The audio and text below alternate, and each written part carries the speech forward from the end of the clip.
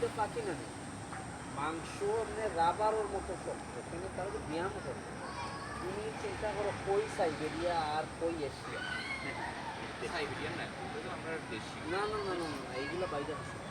এটা সাইবেরিয়ান, হ্যাঁ এটা সাইবেরিয়ান অতিথি। এই পাখিটা আমরা দেশি পাখি না। এটা আমার পাই।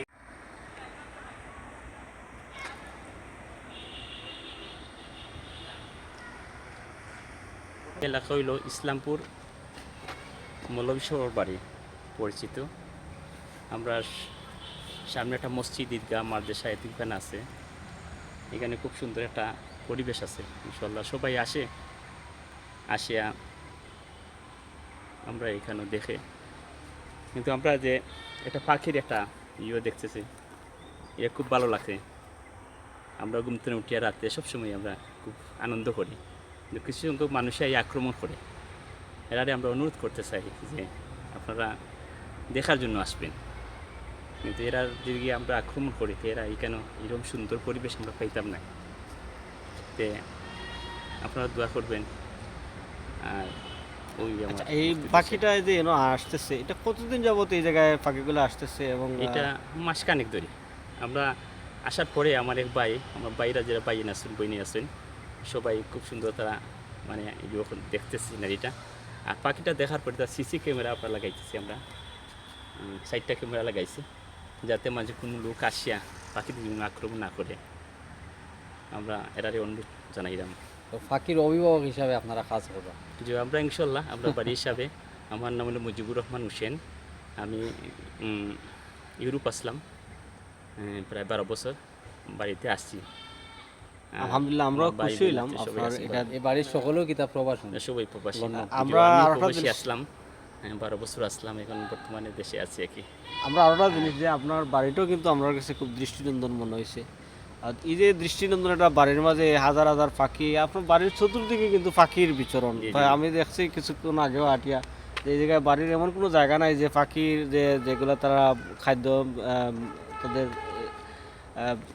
নোংরা করতেছে, তারপরে এদের বিচরণ করতেছে, এই যে সব কিছু মিলিয়ে আপনাদের কাছে মানে ময়লা করতেছে, কিন্তু সব করে আমরা খুব আনন্দ রাখতেছে ময়লা হোক। এরপরে এরকম আমরা পরিবেশ। আচ্ছা, আরেকটা জিনিস, যেহেতু বাংলাদেশে অনেক অতিথি পাখি বিলুপ্তির দিকে, পাখির নিরাপদ আশ্রয়স্থল নেই, সরকার বিভিন্ন সময় চেষ্টা করে যে পাখির আশ্রয়স্থল তৈরি করার জন্য, কিন্তু অনেক সময় আছে নানান কারণে সেটা গড়ে ওঠে। কিছুক্ষণ আগে আপনিও আমাদেরকে বলছেন যে মানুষজন অনেক সময় লুকিয়ে লুকিয়ে হলো পাখিগুলো শিকার করার চেষ্টা করে।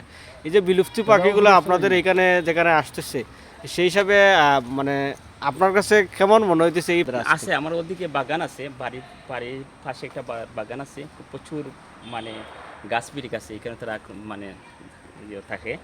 কিন্তু কইছে কি আমরা সবসময় খেয়াল করি যে আমরা সিসি ক্যামেরা লাগাইছি, এর মাধ্যমে আমরা রাত্রে দিনে সবসময় আমরা মোবাইলে দেখতেছি, খুব আনন্দ লাগতেছে। আমরা আমরা অনুরোধ থাকবো যে যারাই আসেন আপনারা দেখার জন্য আসবেন, কিন্তু এরা আক্রমণ করার জন্য আপনারা আসার অনুরোধ করেছে।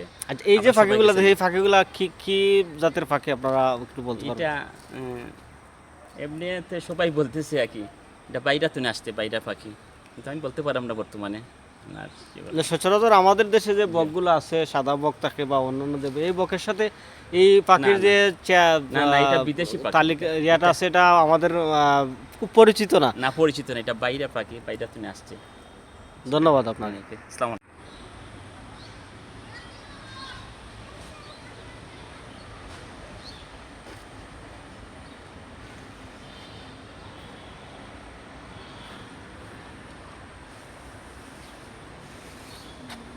হাজার হাজার মাইল তারা পায়।